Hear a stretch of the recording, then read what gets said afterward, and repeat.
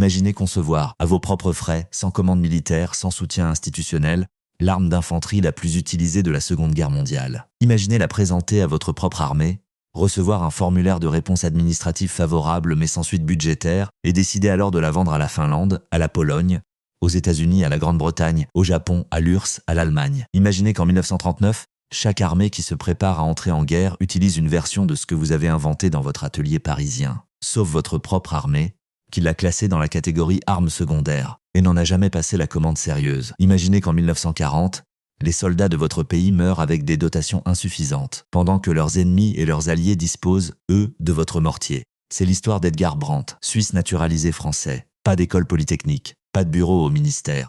Juste un atelier à Paris et la conviction qu'il voyait quelque chose que les généraux avaient raté.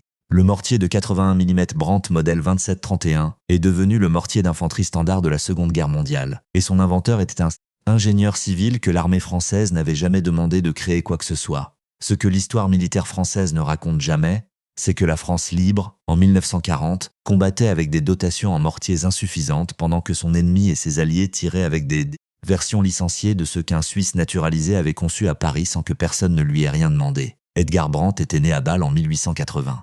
Il avait fait ses études techniques en Suisse avant de s'installer en France, où il avait fondé, au début du siècle, une société d'armement industriel à Paris. Naturalisation française obtenue, usine dans le Val-de-Marne. Contrat avec des gouvernements étrangers pour des systèmes d'armes variés. Grenades, fusées, munitions. Ce n'était pas un inventeur de génie solitaire dans le sens romantique du terme. C'était un industriel rigoureux, avec des ingénieurs, des laboratoires, des techniciens et un sens aigu du besoin du marché militaire. Ce qui le distinguait des grands groupes d'armement français, c'était son indépendance totale vis-à-vis des commandes gouvernementales françaises. Il travaillait avec qui le payait.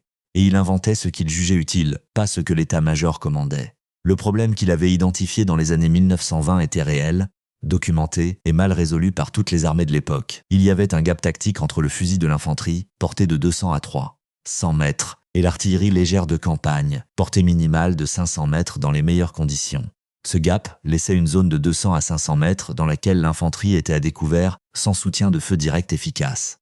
Le mortier existait. Des mortiers de tranchée avaient été utilisés pendant la Première Guerre mondiale, des pièces lourdes, peu mobiles, à trajectoire courbe, efficaces mais difficiles à mettre en œuvre rapidement. Le problème avec les mortiers de l'époque, c'était leur poids et leur lenteur de mise en action. Il fallait les traîner, les installer, les régler. Une infanterie en mouvement ne pouvait pas les emmener aisément. Brandt avait décidé de résoudre ce problème. Sa contrainte de conception. Le mortier devait être transportable par 3 hommes, mis en action en moins de 2 minutes et capable de tirer efficacement à 1200 mètres. Il devait être simple à entretenir, robuste aux conditions de campagne et rechargeable par la gueule, le mécanisme le plus simple qui existe pour un mortier. Le mortier Brandt modèle 2731, la version définitive présentée à partir de 1927, répondait à chacune de ces contraintes avec une précision d'ingénieur. Poids total en position de tir 59 kg réparti en 3 parties démontables. Tube, 18 bipieds, 22 kg. Platine, 19 kg. 3 hommes, chacun portant une partie, pouvaient transporter le système en marchant, le mettre en place en moins de 2 minutes, tirer et se déplacer avant que l'ennemi ait pu localiser la position. Portée maximale, 1200 mètres avec l'obus standard de 3,5 kg. Cadence de tir, 15 à 20 coups par minute avec un équipage entraîné. Précision, suffisante pour atteindre une cible à 1000 mètres dans un rayon de 20 mètres. Ce que cela représentait tactiquement. Une unité d'infanterie de niveau compagnie pouvait emporter son propre système de feu indirect, capable de soutenir immédiatement toute manœuvre d'attaque ou de défense, sans attendre l'artillerie, sans coordination avec des unités d'appui séparées. Le mortier venait avec l'infanterie, il restait avec l'infanterie, et il comblait exactement le gap de 500 mètres que les fusils ne couvraient pas. La faille fatale, si on peut appeler ça une faille, n'était pas dans le design, elle était dans la réception institutionnelle. En 1925, Brandt avait présenté son mortier à la section technique de l'infanterie française. Le rapport d'évaluation était positif. Les techniciens militaires avaient reconnu la validité du concept, la robustesse de la mécanique, la pertinence de la portée. Le rapport concluait favorablement. Le budget était insuffisant. Pas maintenant, revenez l'an prochain. Brandt était revenu l'an prochain. Et l'année d'après. Et l'année suivante encore. Chaque fois un rapport positif. Chaque fois une contrainte budgétaire, une priorité différente, un report. En 1928, Brandt avait pris une décision qui résume mieux que tout ce qui suit sa position face à l'institution française. Il avait décidé de vendre son mortier à l'étranger, en licence, pour financer son propre développement. La première commande sérieuse n'était pas française, c'était finlandaise. En 1927-1928, l'armée finlandaise, une armée petite, soucieuse de chaque marque à dépenser, avec une doctrine d'infanterie légère adaptée à un terrain forestier, avait immédiatement compris ce que le mortier Brandt pouvait faire pour elle. Elle a passé commande, elle avait payé, Brandt avait livré, la Finlande avait son mortier, puis la Pologne, puis la Grande-Bretagne, puis les États-Unis. La US Army, après une évaluation de plusieurs mois, avait adopté en 1932 un mortier de 81 mm basé directement sur la licence Brandt, le M1 Mortar. Le document de licence entre les États-Unis et la société Brandt est archivé dans les collections du US Army Ordnance Corps. Ensuite, l'URSS. Le PM41 soviétique descend directement du design Brandt, via une licence des années 1930. Ensuite, l'Allemagne. Le Granatwerfer 34, le mortier standard de la Wehrmacht en 1939-1945, est lui aussi une adaptation du design Brandt, avec des modifications de détails. Voilà le moment le plus brutal de cette histoire. En 1935, la section technique de l'infanterie française avait finalement validé un programme d'achat significant du mortier Brandt. Le programme avait été soumis au budget militaire annuel. Il avait été réduit de 40% lors des négociations parlementaires sur le budget de défense au profit des chars et de la fortification. La commande avait eu lieu, mais insuffisante pour équiper l'infanterie française à la densité nécessaire. En 1939, la France avait des mortiers Brandt, pas assez. Et ses ennemis, eux, avaient des mortiers Brandt en quantité qu'ils avaient jugée suffisante, à leurs propres calculs, sans contrainte budgétaire parlementaire française. Suisse naturalisé français, pas d'école militaire, pas de carnet d'adresse dans l'establishment de la défense. Juste un atelier à Paris et la conviction qu'il voyait quelque chose que les généraux avaient raté. Son nom était Edgar Brandt, inconnu du grand public français, cité dans les manuels d'armement de 8 nations alliées et ennemies. Apse des musées militaires français. Le moment décisif de cette histoire se produit en 1925, pas sur un champ de bataille, mais dans les couloirs de la section technique de l'infanterie. Brandt a soumis son dossier. Il attend. Il reçoit le rapport favorable. Il reçoit aussi le formulaire de report budgétaire. Ce matin-là, la date précise n'est pas dans les archives publiques, mais le dossier existe au SHD de Vincennes. Brandt est dans son atelier du Val, de Marne. Il a devant lui le rapport favorable et le formulaire de report. 2 documents contradictoires qui disent la même chose. Votre invention est bonne, mais ce n'est pas le moment. Il pose les 2 documents côte à côte. Il regarde les schémas techniques de son mortier sur la table de dessin. Il compte les nations qui lui ont déjà demandé des informations commerciales. Finlande, Pologne, Grande-Bretagne. Il fait un calcul qu'aucun officier d'état-major n'a fait pour lui. Si je vends des licences à l'étranger, je génère les revenus pour continuer à développer. Je n'ai pas besoin que la France commande. Il se lève. Il prend une feuille de papier. Il écrit une lettre à son agent en Finlande. Le mortier sera disponible à la commande. Les conditions de licence sont les suivantes. Ce qu'il perd en faisant ça. La priorité française sur sa propre invention. Ce qui le rend impossible pour l'état-major français. Prétendre plus tard qu'ils ne savaient pas que le mortier fonctionnait. Ils avaient le rapport. Ils avaient dit oui. Ils n'avaient pas commandé.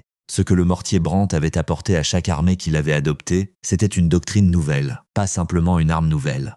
La doctrine du feu organique de l'infanterie. Avant le mortier de 81 mm, l'infanterie devait demander à l'artillerie du feu d'appui. La demande prenait du temps. Coordination, triangulation, réglage. Dans une action rapide, dans une défense d'urgence, dans une attaque de surprise, le feu d'artillerie arrivait souvent trop tard ou pas du tout. Avec le mortier Brandt, sa section d'infanterie avait son propre feu indirect, disponible immédiatement, opéré par son propre servant, sans demander quoi que ce soit à personne. La réactivité était de l'ordre des minutes, pas des heures. Les armées qui avaient adopté le mortier Brandt avant 1939, américaines, britanniques, soviétiques, allemandes, finlandaises, avaient intégré cette doctrine dans leur organisation. Les divisions d'infanterie avaient des compagnies de mortiers organiques. Les bataillons avaient leur propre section de mortiers. La doctrine réglementait les positions, les tirs, la coordination avec l'infanterie de contact. La France avait le mortier, elle avait la doctrine sur le papier. Ce qu'elle n'avait pas en quantité suffisante, c'était les pièces et les obus. Les rapports d'après-guerre des unités d'infanterie françaises de mai-juin 1940 mentionnaient régulièrement la pénurie de munitions de mortier comme facteur limitant dans les combats défensifs. Des positions auraient pu tenir, ou du moins coûter plus cher à l'ennemi, avec des dotations de mortiers conformes à la doctrine. L'armée américaine avait commandé le M1 Mortar en quantité conforme à sa doctrine. Plusieurs milliers de pièces, millions d'obus de réserve. En Normandie, en juin 1944, chaque bataillon d'infanterie américain avait sa compagnie de mortiers de 81 mm, avec des stocks de munitions suffisants pour plusieurs jours d'engagement intense. Ces pièces venaient, via une licence, d'un Suisse naturalisé français dont le nom n'était pas connu des soldats qui les utilisaient. Mai 1940, quelque part dans les Ardennes, crépuscule. Une position défensive française tient un croisement. Le commandant de compagnie regarde vers l'est. Les colonnes de Panzer approchent. Il a un canon anti-char de 25 mm. Il a ses fusils. Il a normalement un mortier de 81 mm. Manque de munitions. Dotéon épuisé. Quand est-ce qu'on reçoit le réapprovisionnement? Silence radio. Les camions de réapprovisionnement sont bloqués quelque part dans la débâcle. Les colonnes allemandes s'arrêtent. Des fantassins débarquent des Half-Track. Ils déploient leur Granatwerfer 34, le mortier allemand, descendant direct du design Brandt. Les servants prennent position. Ils ont des obus en quantité. Les premiers coups partent. La compagnie française riposte aux canons anti-chars et aux fusils. Sans feu indirect propre à des distances intermédiaires, la position est difficile à tenir contre une infanterie soutenue par mortier. La documentation de l'US Army Ordnance Corps, accessible aux archives nationales américaines de College Park, Maryland, contient le contrat de licence entre la société Brandt et le gouvernement américain pour le M1 81 mm mortar. Le document porte la date de 1932. Il détaille les droits de production, les spécifications techniques et les redevances de licence. Un document de 1932, signé 9 ans avant que les États-Unis entrent en guerre. L'armée américaine avait eu 9 ans pour commander ses mortiers, former ses servants, constituer ses stocks de munitions. La documentation soviétique, partiellement accessible depuis les déclassifications des années 1990, confirme la même chose pour le PM41. La documentation britannique pour le ML 3-inch mortar. La documentation allemande pour le Granatwerfer 34. Chacun de ces documents est une trace de ce qu'Edgar Brandt avait vendu parce que la France n'avait pas voulu acheter. Après la guerre, Edgar Brandt avait continué à diriger sa société jusqu'à sa mort en 1960. La société Brandt existait encore dans les années 1980, intégrée dans des groupes industriels plus larges, toujours active dans les domaines de l'armement. Le mortier de 81 mm Brandt modèle 2731, ou ses descendants directs, était encore en service dans 40 pays au tournant du millénaire. Les principes mécaniques du design d'origine, chargement par la gueule, tube lisse, platine à absorption d'amortissement, bipieds ajustables, n'avaient pas fondamentalement changé depuis 1927. Cette longévité du design est en elle-même un certificat de qualité. Les armées remplacent leurs équipements quand quelque chose de significativement meilleur est disponible. Pour le mortier d'infanterie léger, rien de significativement meilleur n'avait été trouvé depuis Brandt. Ce qui avait changé, c'était les munitions, la précision des visées, les systèmes de communication pour le réglage. Le mortier lui-même, dans ses grandes lignes, était resté ce qu'un Suisse naturalisé français avait conçu dans son atelier parisien sans que personne ne le lui ait demandé. L'armée française, quant à elle, avait fini par équiper correctement ses unités d'infanterie en mortier de 81 mm dans les années d'après-guerre. Les manuels réglementaires des années 1950 et 1960 décrivaient les tactiques de feu de mortier d'infanterie avec la précision qui aurait dû être disponible en 1935. Brandt n'avait pas reçu de Légion d'honneur pour son mortier, pas de grande cérémonie militaire. Les contrats de licence étaient dans des archives industrielles. 8 nations majeures licenciées avant 1939. Mortier standard de toutes les armées de la Seconde Guerre mondiale. Encore en service dans 40 pays en 2000. 0 mention dans les manuels d'histoire militaire française de base. 1 première commande significative, Finlande, 1927, pas la France. Revenons à l'atelier du Val-de-Marne, à ce matin de 1925. Brandt pose les 2 documents côte à côte. Le rapport favorable et le formulaire de report. Il regarde les schémas. Il prend une feuille de papier. Il aurait pu attendre.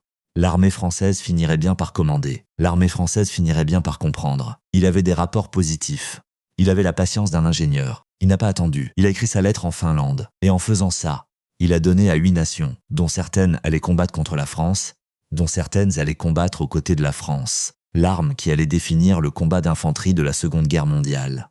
Certains inventeurs attendent que leur pays les reconnaisse. D'autres comprennent que le temps de l'invention n'est pas le temps de l'institution.